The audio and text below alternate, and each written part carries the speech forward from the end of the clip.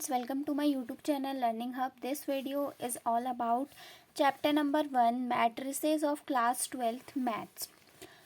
ये एक important chapter है क्लास 12 का फॉर बोर्ड एग्जामिनेशन. सो आज हम इसको प्रोसीड करेंगे. आज हम इसका इंट्रोडक्शन वीडियो मैं लेकर आई हूँ.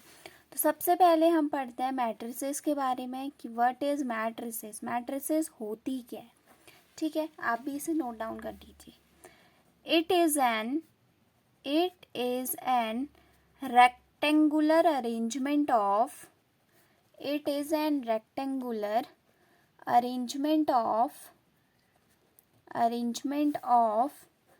data in the form of rows and columns. ठीक है. देखिए, अब देखिए मैट्रिक्स क्या बोला मैंने कि मैट्रिक्स एक रेक्टेंगुलर अरेंजमेंट है. किसका?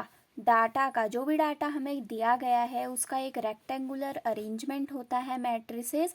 जिसमें क्या होता है, मतलब मैट्रिसेस किससे फॉर्म होकर बनता है? रोज और कॉलम्स से फॉर्म होकर बनता है. ठीक है, जैसे हम ए मैट्रिक्स ली मैंने. मैट्रिक्स को हमेशा इस मतलब जो एक ब्रैकेट है इस ब्रैकेट के अंदर लिखी जाएगी कोई भी एक मैट्रिक्स. ठीक, देखिए मान लीजिए इस मैट्रिक्स में मैंने ले लिया 1 2 3 4 5 6. मैंने एक मैट्रिक्स ली ए जिसमें जो डाटा है वो 1 2 3 4 5 6 है. ठीक है. हाँ, तो जो देखिए अब इसमें रोज कितनी हो गई. ये जो डाटा है ये पूरी जो मैट्रिक्स है वो किससे मिलकर बनी है? क्या है इस मैट्रिक्स में? खाली नंबर ऑफ रोज और नंबर ऑफ कॉलम्स ही तो हैं. जो ये हैं ये नंबर ऑफ रोज हैं. तो कितनी रोज हैं इसमें? 2 रो हैं. इनटू कितने कॉलम्स हैं इसमें? 1 2 3 वर्टिकल कॉलम्स हैं. तो 2 क्रॉस 3.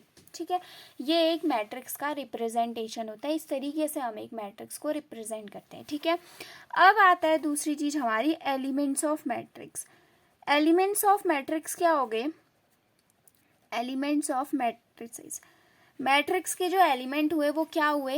ये जो 1 2 3 4 5 6 ये जो मैंने लिख रखे हैं ना इस बॉक्स के अंदर, ये सारे जो होते हैं वो एलिमेंट होते हैं किसी भी मैट्रिक्स के. जो भी इस बॉक्स के अंदर जो भी चीज़ लिखी जाती है वो सब जो है एलिमेंट कहलाते हैं इस मैट्रिक्स का. ठीक है, तो और दूसरी चीज़ नेक्स्ट आता है हमारा ऑर्डर ऑफ मैट्रिक्स. अब ऑर्डर ऑफ मैट्रिक्स क्या हो गई? ऑर्डर क्या हो गया मैट्रिक्स का? ऑर्डर मतलब ऑर्डर को हम रिप्रेजेंट करते हैं रो और कॉलम से. जैसे मैं लिखूं AIJ. मैंने लिखा AIJ. ये जो I होता है ये होता है नंबर ऑफ रोज और जो J होता है ये रिप्रेजेंट करता है नंबर ऑफ कॉलम्स को. ठीक है, तो देखिए इस मैट्रिक्स में कितनी रो थी? 2 रो है ना. 1 रो ये हो गई, 1 रो ये हो गई, 2 रो हुई. और कितने कॉलम्स हैं इस मैट्रिक्स में? 1 2 3 कॉलम्स हैं. तो मैंने जो ऑर्डर हो गया इस ए मैट्रिक्स का वो क्या हो गया? 2 क्रॉस 3 का ऑर्डर हो गया. ठीक है, मतलब AIJ फॉर्म पे हम किसी भी मैट्रिक्स का ऑर्डर लिखते हैं. आई मीन्स होता है सबसे पहले लिखते हैं हम नंबर ऑफ रोज कितनी है इस मैट्रिक्स में, उसके बाद लिखते हैं नंबर ऑफ कॉलम्स कितने हैं मैट्रिक्स में. ठीक है, ये आया हमारा ऑर्डर ऑफ मैट्रिक्स. अब बहुत तरीके अब हम पढ़ते हैं जैसे नेम ऑफ एलिमेंट्स. अब एलिमेंट्स का नाम किस तरीके से लिखते हैं?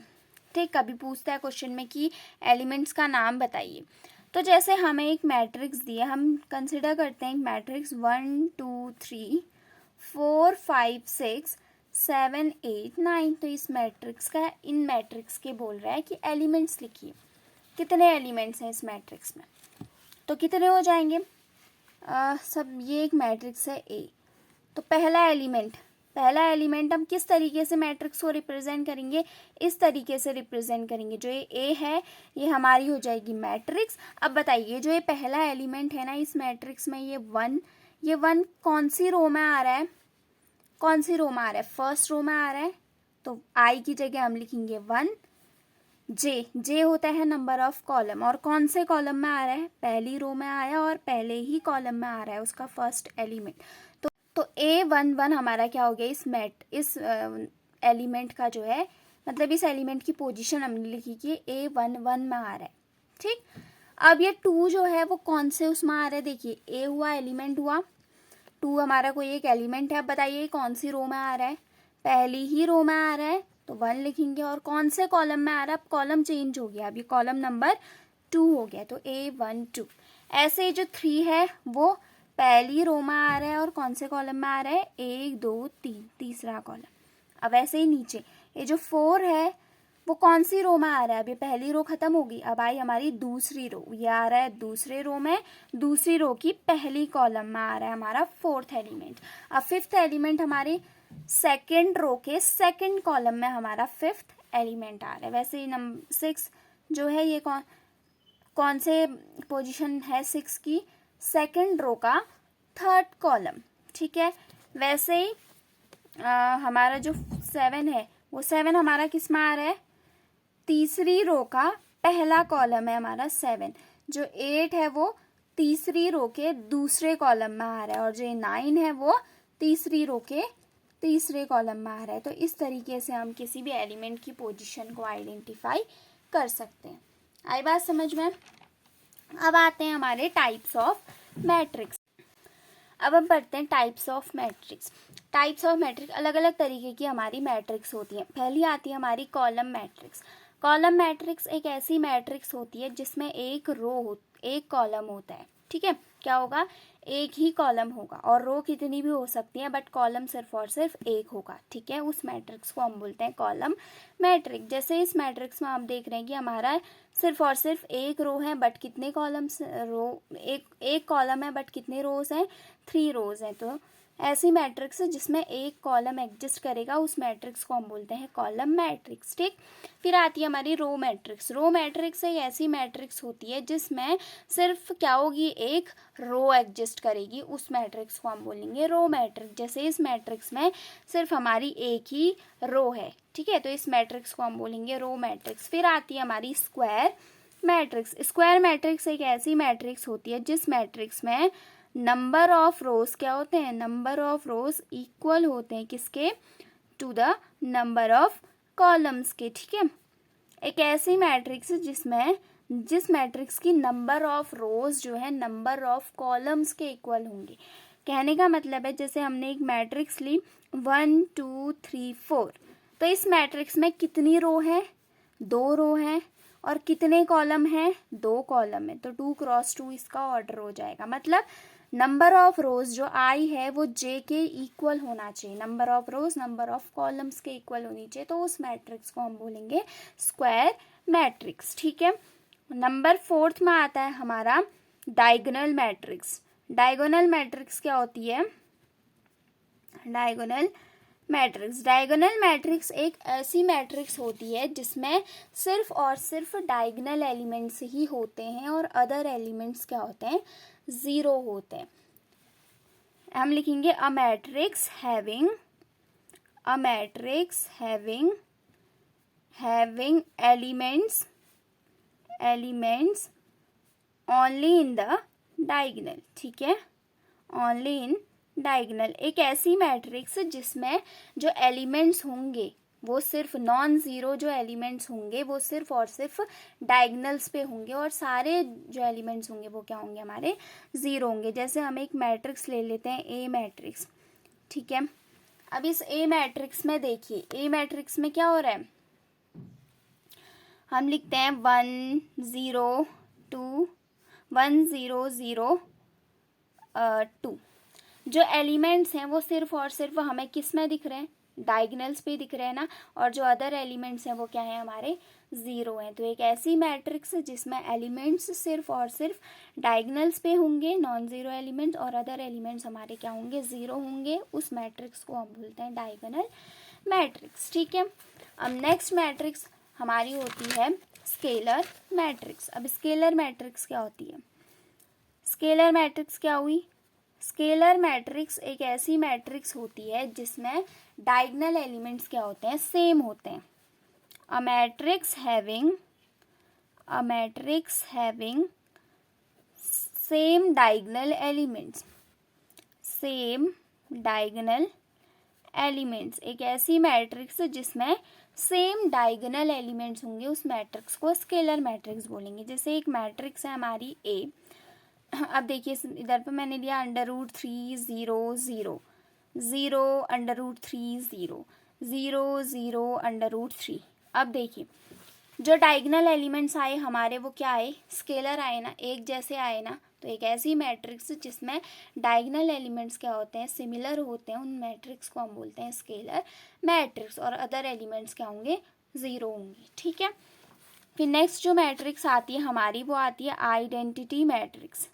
आइडेंटिटी मैट्रिक्स इंपॉर्टेंट है तो इसको थोड़ा ध्यान से सुनना। आइडेंटिटी मैट्रिक्स एक ऐसी मैट्रिक्स होती है जिसमें डायगोनल एलिमेंट्स क्या होते हैं, सिर्फ और सिर्फ 1 होंगे। A matrix having diagonal elements are a matrix having diagonal elements are all 1। एक ऐसी मैट्रिक्स जिसके सभी डायगोनल एलिमेंट्स क्या होंगे, 1 होंगे, उस मैट्रिक्स को हम बोलते हैं आइडेंटिटी मैट्रिक्स। For example 1 0 0 0 1 0 0 0 1। देखिए जो डायगोनल एलिमेंट्स आए हमारे क्या आए, सिर्फ सारे के सारे 1 आए। ठीक है, तो इस मैट्रिक्स को हम बोलते हैं आइडेंटिटी मैट्रिक्स। अब एक और नंबर की मैट्रिक्स आती है, वो हमारी आती है ज़ीरो मैट्रिक्स। अब ज़ीरो मैट्रिक्स क्या होती है, ज़ीरो मैट्रिक्स एक ऐसी मैट्रिक्स होती है having all elements are zero, जिसके सारे एलिमेंट्स क्या होंगे, ज़ीरो होंगे। A matrix having all zero elements, एक ऐसी मैट्रिक्स जिसके सारे एलिमेंट्स क्या होंगे, ज़ीरो होंगे। जैसे एग्जांपल ले लेते हैं, एक मैट्रिक्स लिए ये हमने, इसके जो सारे एलिमेंट्स होंगे वो क्या होंगे, ज़ीरो होंगे। इस तरीके की मैट्रिक्स को हम बोलते हैं ज़ीरो मैट्रिक्स। नेक्स्ट आता है हमारा कि ऑपरेशन ऑन मैट्रिक्स। मैट्रिक्स में क्या क्या ऑपरेशंस लगते हैं, ऑपरेशंस ऑन मैट्रिक्स। ठीक है, मैट्रिक्स में क्या क्या ऑपरेशन लगता है। पहला ऑपरेशन हमारा क्या आता है, एडिशन। अब हमें पता होना चाहिए ना कि दो मैट्रिक्स अगर हमें दे रखी हैं तो वो कैसे ऐड होती हैं, कैसे मल्टीप्लाई होती हैं, कैसे सब्सट्रैक्ट होती हैं। ठीक, तो addition of matrix. Let's example, हमें कोई मैट्रिक्स दे रखी है, हमें एक मैट्रिक्स ले लेते हैं ए, जो है 1 2 3 4 5 6 इस ऑर्डर की। एक और मैट्रिक्स ले लेते हैं बी, जो है हमारी 3 4 5 6 7 8 इसकी। देखिए सबसे पहला तो एक इम्पॉर्टेंट रूल है कि जब भी दो मैट्रिक्स हमारी ऐड होंगी तो ऐसी दो मैट्रिक्स ऐड होती हैं जो क्या हो, स्क्वायर हो, मतलब स्क्वायर मैट्रिक्स ऐड होती हैं। स्क्वायर मैट्रिक्स मतलब जिन मैट्रिक्स के नंबर ऑफ रोज और नंबर ऑफ कॉलम्स क्या होने चाहिए, इक्वल होने चाहिए, तभी उन मैट्रिक्स के करस्पॉन्डिंग एलिमेंट्स क्या होते हैं, ऐड होते हैं। फॉर एन एग्जांपल, ये मैट्रिक्स किस ऑर्डर की है, कितने रो हैं इसमें, 2 रो हैं, और कितने कॉलम है इसमें, 3 कॉलम है। 2 क्रॉस 3 ऑर्डर की मैट्रिक्स होगी। अब जो ये बी मैट्रिक्स दी है ये भी हमें किस ऑर्डर की दी है, 2 क्रॉस 3 ऑर्डर की दी है। ठीक है, तो दोनों मैट्रिक्स की, जिन दो मैट्रिक्स को हम ऐड कर रहे हैं उन दोनों मैट्रिक्स के नंबर ऑफ रोज जो हैं और नंबर ऑफ कॉलम्स क्या होने चाहिए, इक्वल होने चाहिए, मतलब एक जैसे ही नंबर ऑफ रोज और नंबर ऑफ कॉलम्स होने चाहिए, तभी वो दो मैट्रिक्स क्या होंगी, ऐड होंगी। ठीक है, क्योंकि ना हम जब दो मैट्रिक्स को ऐड करते हैं तो उसके करस्पॉन्डिंग एलिमेंट्स ऐड होते हैं। जैसे इस मैट्रिक्स का 1 एलिमेंट इस मैट्रिक्स के 3 एलिमेंट के साथ ऐड होगा। ठीक है, वैसे ही इस मैट्रिक्स का 2 एलिमेंट इस मैट्रिक्स के 4 एलिमेंट के साथ ऐड होगा। जो इस मैट्रिक्स, इस एलिमेंट का रो और कॉलम का जो ऑर्डर होगा वही इस मैट्रिक्स के एलिमेंट का रो और कॉलम का ऑर्डर होना चाहिए, मतलब करस्पॉन्डिंग एलिमेंट्स ऐड होने चाहिए साथ में। तो जानते ही हैं करस्पॉन्डिंग एलिमेंट्स क्या होते हैं।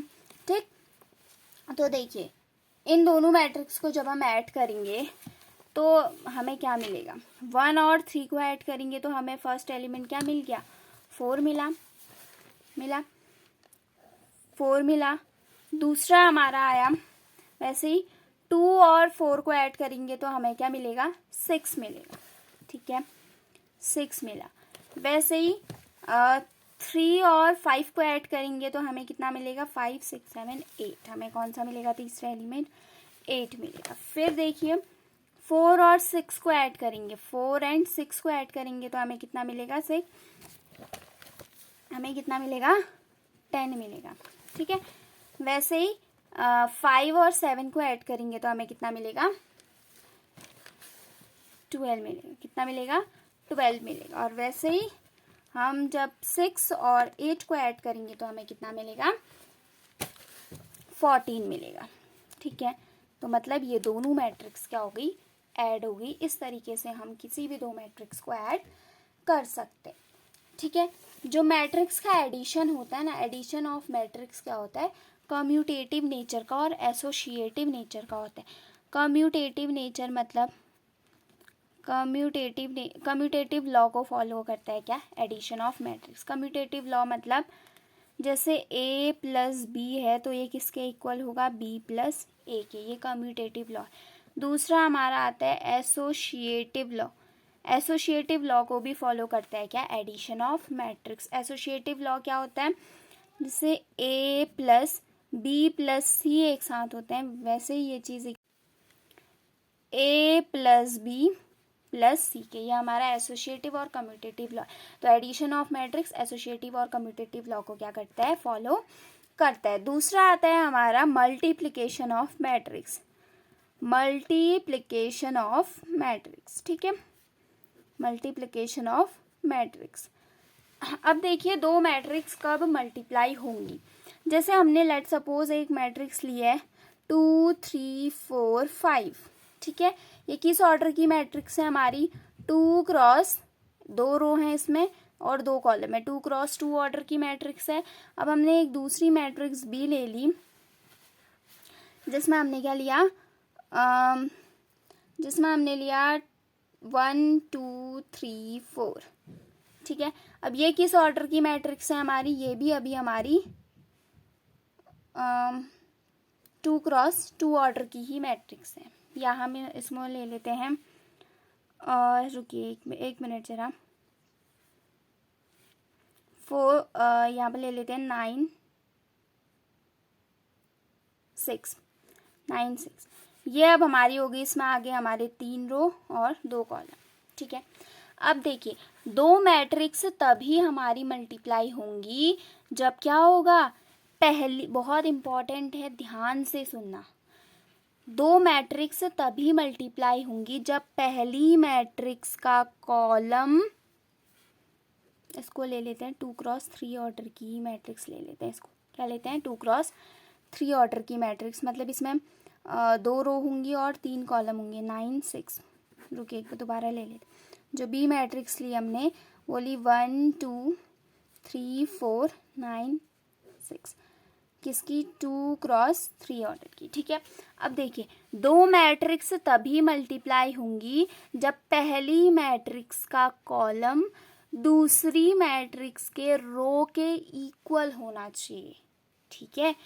पहली मैट्रिक्स का कॉलम क्या है, 2 है, दूसरी मैट्रिक्स का रो क्या है, 2 है, मतलब पहली मैट्रिक्स का कॉलम और दूसरी मैट्रिक्स का रो इक्वल होना चाहिए, तभी दो मैट्रिक्स क्या होती हैं, मल्टीप्लाई होती हैं। ये बात ध्यान से अपने दिमाग में बिठा लेना, पहली मैट्रिक्स का कॉलम दूसरी मैट्रिक्स के रो के इक्वल होना चाहिए, तभी दो मैट्रिक्स क्या होंगी, मल्टीप्लाई होंगी, ठीक है। तो अब इन दोनों को जब हम मल्टीप्लाई करेंगे तो कैसे दो मैट्रिक्स मल्टीप्लाई होती है, तो जो रो होता है ना वो कॉलम के साथ मल्टीप्लाई होता है, ये वाला रो इस कॉलम के साथ मल्टीप्लाई होगा, फिर ये वाला रो इस कॉलम के साथ मल्टीप्लाई होगा, फिर ये वाला रो इस कॉलम के साथ मल्टीप्लाई होगा। जैसे देखिए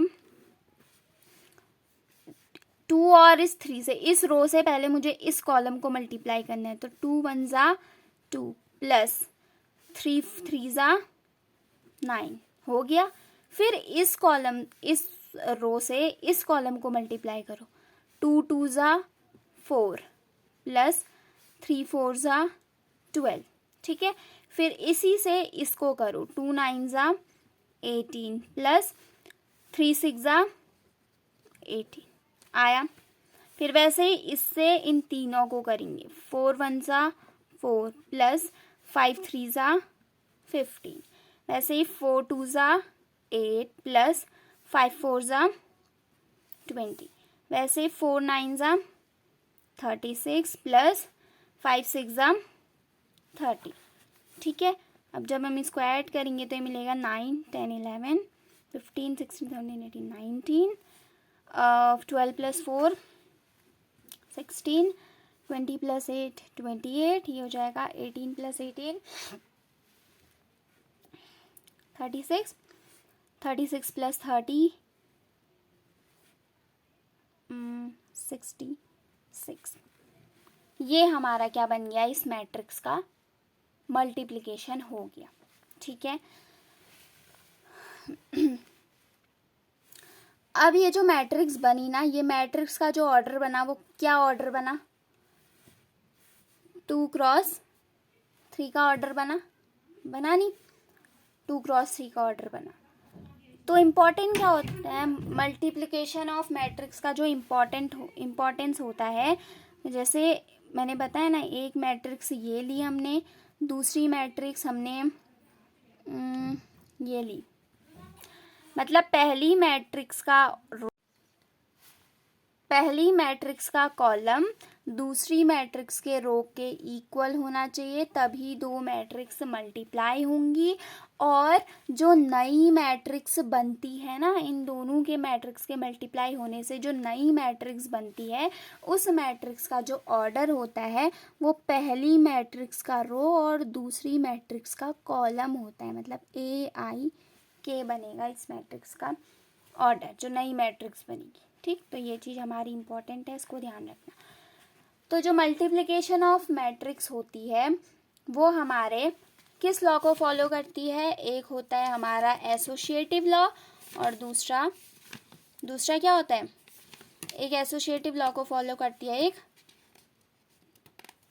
डिस्ट्रीब्यूशन ऑफ मैट्रिक्स के लॉ को फॉलो करती है, डिस्ट्रीब्यूशन लॉ को। एक हमारा आ जाएगा एसोसिएटिव लॉ, जो क्या बोलता है, मल्टीप्लिकेशन है तो देखना AB इंटू सी इक्वल हो जाएगा, A बाहर हो जाएगा, B और C एक में आ जाएंगे। ये हमारा एसोसिएटिव लॉ होता है मल्टीप्लिकेशन ऑफ मैट्रिक्स में। दूसरा हमारा लॉ फॉलो करती है क्या, डिस्ट्रीब्यूटिव लॉ क्या है, जैसे A हो गया B plus C equals to हो जाएगा ये AB प्लस AC के। ठीक है, ये हमारा डिस्ट्रीब्यूटिव लॉ है। ठीक, अब नेक्स्ट चीज़ आती है हमारी ट्रांसपोज ऑफ मैट्रिक्स। किसी भी मैट्रिक्स का ट्रांसपोज हम कैसे निकालते हैं, ट्रांसपोज ऑफ मैट्रिक्स क्या होता है, ट्रांसपोज का मतलब होता है इंटरचेंज कर देना, इंटरचेंज। तो डेफिनेशन लिख लीजिए, interchanging rows and column of matrix, interchanging rows and column of matrix are called transpose of matrix। मतलब रो और कॉलम को इंटरचेंज कर देना, अगर रो हैं तो उनको कॉलम में बिठा देना, अगर कॉलम में एलिमेंट्स हैं तो उनको रो में बिठा देना, इसी को हम बोलते हैं ट्रांसपोज ऑफ मैट्रिक्स। ठीक है, अब देखिए हमारे पास एक एग्जांपल ले लेते हैं।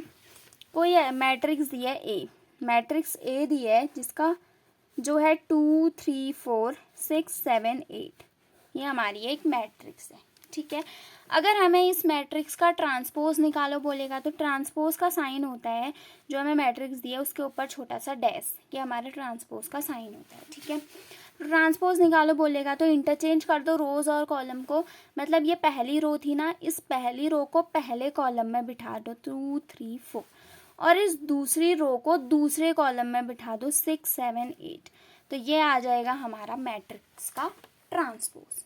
ठीक है, आई बात समझ में, जो रो वाली चीज़ थी, जो जितने भी एलिमेंट्स हमारे रो में थे उन सारे एलिमेंट्स को हमने फर्स्ट कॉलम में बिठा दिया, और जितने भी एलिमेंट्स हमारे सेकंड रो में थे उन सारे एलिमेंट्स को हमने सेकंड कॉलम में बिठा दिया। तो इसी को हम बोलते हैं ट्रांसपोज ऑफ मैट्रिक्स। ठीक है, अब ट्रांसपोज ऑफ मैट्रिक्स की कुछ क्या होती हैं, प्रॉपर्टीज होती हैं। वो प्रॉपर्टीज क्या होती हैं, देखिए प्रॉपर्टीज लिख लीजिए ट्रांसपोज ऑफ मैट्रिक्स की।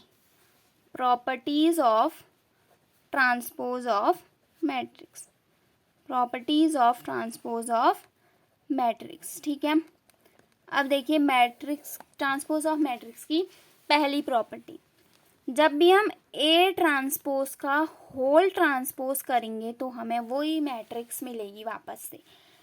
किसी भी कोई भी हमें मैट्रिक्स दिया, मान लो उस मैट्रिक्स का हम ट्रांसपोज करते हैं, ट्रांसपोज करने के बाद उसी मैट्रिक्स को दोबारा ट्रांसपोज हम करते हैं तो हमें दोबारा से वही मैट्रिक्स मिलती है जो हमें पहले दी गई है। देखिए ऊपर ये ए मैट्रिक्स थी, हमने इस मैट्रिक्स का ट्रांसपोज किया तो हमें ये चीज़ मिली। अगर मैं इस मैट्रिक्स का दोबारा ट्रांसपोज कर दूं, ए ट्रांसपोज का होल ट्रांसपोज कर दूं, तो मुझे क्या मिलेगा, जितने भी पहली कॉलम में एलिमेंट्स हैं उन सभी को पहली रो में बिठा दो, जितने भी दूसरी कॉलम में एलिमेंट्स हैं उनको दूसरी रो में बिठा दो, मिली वही मैट्रिक्स मिली जो मैट्रिक्स पहले थी। तो पहली प्रॉपर्टी यही है कि किसी भी मैट्रिक्स का ट्रांसपोज है, अगर हम उसका डबल ट्रांसपोज करते हैं तो हमें वापस से वही मैट्रिक्स मिलती है। दूसरी प्रॉपर्टी है कि के का होल ट्रांसपोज करते हैं तो हमें के बाहर आ जाता है, ए ट्रांसपोज मिल जाता है। कहने का मतलब कि यहाँ पर हमारा कांस्टेंट नंबर है, मतलब किसी भी मैट्रिक्स को हमने एक कांस्टेंट नंबर से मल्टीप्लाई किया और उस पूरी मैट्रिक्स का जब हम ट्रांसपोज करते हैं तो जो कांस्टेंट नंबर है वो बाहर आ जाता है और सिर्फ उस मैट्रिक्स का क्या होता है, ट्रांसपोज होता है।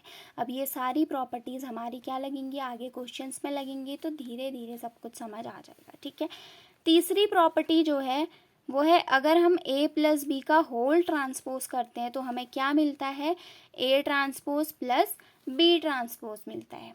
ठीक है, चौथी जो प्रॉपर्टी है, अगर हम a b का होल ट्रांसपोज करते हैं तो ये उल्टा हो जाता है, पहले हमें b ट्रांसपोज मिलता है फिर हमें a ट्रांसपोज मिलता है। तो ये चार प्रॉपर्टीज़ क्या है, ट्रांसपोज ऑफ मैट्रिक्स की प्रॉपर्टीज़। आई बात समझ में।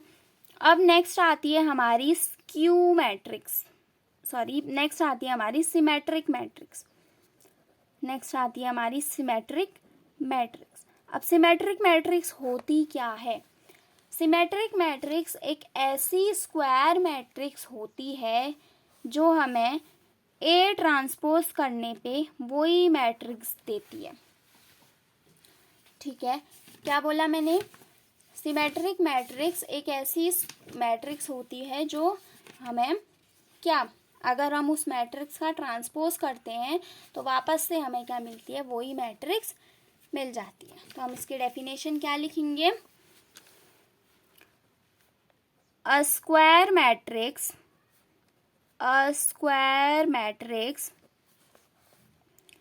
is said to be symmetric if A transpose is equals to A।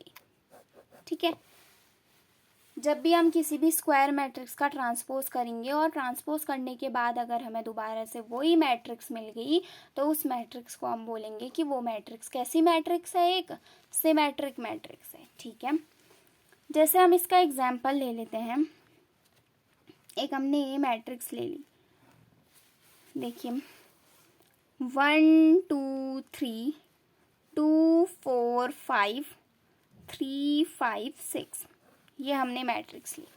अब जब हम इस मैट्रिक्स का ट्रांसपोज करते हैं तो हमें क्या मिलेगा, पहली रो वालों को पहले कॉलम में बिठा दो 1 2 3, दूसरी रो वालों को दूसरे कॉलम में बिठा दो 2 4 5, तीसरी रो वालों को तीसरे कॉलम में बिठाओ 3 5 6।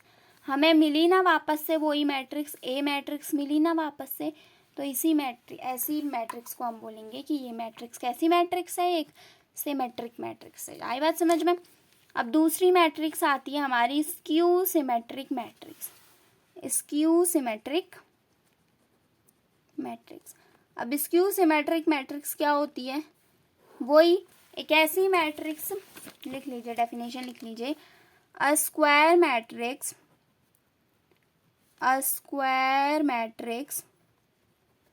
it's said to be skew symmetric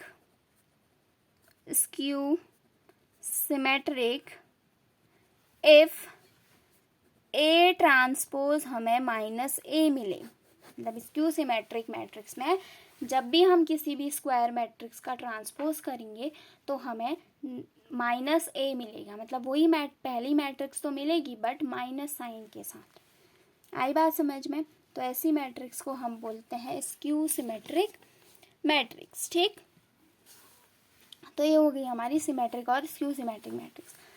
अगर हमें A प्लस ए ट्रांसपोज मिले तो इस मैट्रिक्स को भी हम बोलते हैं सिमेट्रिक मैट्रिक्स। हमें सिमेट्रिक मैट्रिक्स ही मिलेगी अगर हमें A प्लस ए ट्रांसपोज मिले। अगर हम किसी भी मैट्रिक्स में उसी का ट्रांसपोज ऐड कर देते हैं तो हमें सिमेट्रिक मैट्रिक्स मिल जाती है। अगर हम A माइनस ए ट्रांसपोज करते हैं तो हमें स्क्यू सिमेट्रिक मैट्रिक्स मिलती है। ठीक है, अगर हम हाफ करें किसका, A प्लस ए ट्रांसपोज का हाफ करें तो फिर से हमें सिमेट्रिक मैट्रिक्स मिलती है। और अगर हम half A minus A transpose करें तो हमें मिलती है स्क्यू सिमेट्रिक मैट्रिक्स। ठीक, अब देखिए, अब आती है हमारी इनवर्टिबल मैट्रिक्स। क्या? Invertible matrix. अब इनवर्टिबल मैट्रिक्स क्या होती है? इनवर्टिबल मैट्रिक्स मतलब इन्वर्स करना। ठीक है, एक ऐसी matrix, the matrix which exist inverse is called invertible matrix. Invertible matrix मतलब एक ऐसी मैट्रिक्स जिस मैट्रिक्स का इनवर्स एग्जिस्ट करेगा, उस मैट्रिक्स को हम बोलते हैं इनवर्टिबल मैट्रिक्स। अब देखिए, हमेशा जो स्क्वायर मैट्रिक्स होती है ना, हमेशा उन्हीं मैट्रिक्स का क्या होता है, इन्वर्स एग्जिस्ट करता है, और किसी भी मैट्रिक्स का इन्वर्स एग्जिस्ट नहीं करेगा। जैसे हम मानते हैं एक रेक्टेंगुलर मैट्रिक्स भी होती है, उस रेक्टेंगुलर मैट्रिक्स का कभी भी इन्वर्स एग्जिस्ट नहीं करता है। सिर्फ और सिर्फ जो इन्वर्स एग्जिस्ट करता है वो स्क्वायर मैट्रिक्स का इन्वर्स एग्जिस्ट करता है। तो कुछ कंडीशंस लिख लीजिए कि इनवर्टिबल मैट्रिक्स के बारे में कुछ कंडीशंस। पहली कंडीशन ये है कि ए एंड बी जो भी मैट्रिक्स हैं, ए और बी, वो क्या होनी चाहिए, मस्ट बी स्क्वायर मैट्रिक्स होनी चाहिए, मस्ट बी स्क्वायर मैट्रिक्स होनी चाहिए। ठीक है, जो भी मैट्रिक्स का, जिस भी मैट्रिक्स का हम इन्वर्स फाइंड कर रहे हैं वो मैट्रिक्स एक स्क्वायर मैट्रिक्स होनी चाहिए। दूसरी बात लिख लीजिए, if B is inverse of A, then A is also inverse of B। ठीक है, अगर B A का इन्वर्स है तो A भी B का इन्वर्स होगा। ये दूसरी कंडीशन है। तीसरी कंडीशन लिख लीजिए, inverse of a square matrix, bracket में लिखना, if it exists is unique। अब ये देखिए, अब आप बोलेंगे अभी आपने बोला था कि ए और बी दो मैट्रिक्स का तभी इन्वर्स एग्जिस्ट करेगा जब वो क्या होंगी, स्क्वायर मैट्रिक्स होंगी। अब नीचे मैंने बात लिख दी कि स्क्वायर मैट्रिक्स का inverse of a square matrix if it exist. अब यहाँ पर मैंने इसमें क्या लगा दिया, अपने ही कहे गए स्टेटमेंट में मैंने सब किया। देखिए,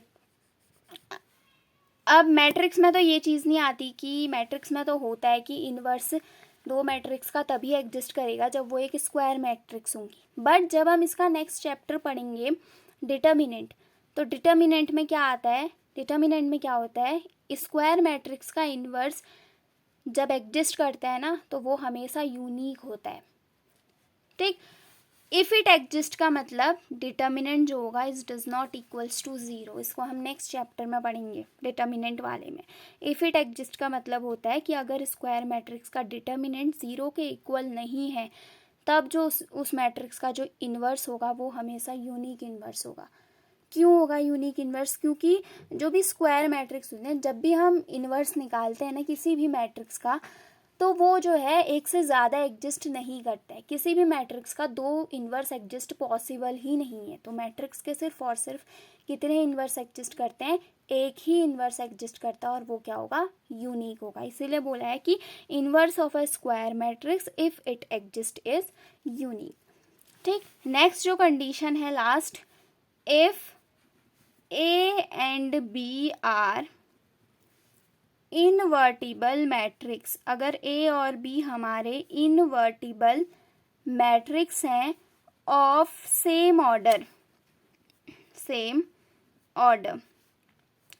अगर हम ए बी का होल इन्वर्स निकालते हैं, इन्वर्स का साइन होता है माइनस ऊपर से थोड़ा डैश, अगर हम ए बी का होल इन्वर्स निकालते हैं तो ये हमें बी इन्वर्स और ए इन्वर्स देगा। ठीक है, तो ये हमारी 4 बेसिक कंडीशन है किसी भी इनवर्टिबल मैट्रिक्स के लिए।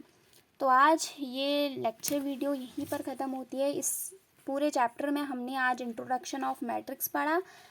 नेक्स्ट लेक्चर वीडियो से हम इसके क्वेश्चंस करेंगे जो भी इम्पोर्टेंट क्वेश्चंस हैं। अगर आप तो इसे लाइक, शेयर और सब्सक्राइब कीजिए और सारे सोशल मीडिया प्लेटफॉर्म्स पे शेयर कीजिए। Thank you.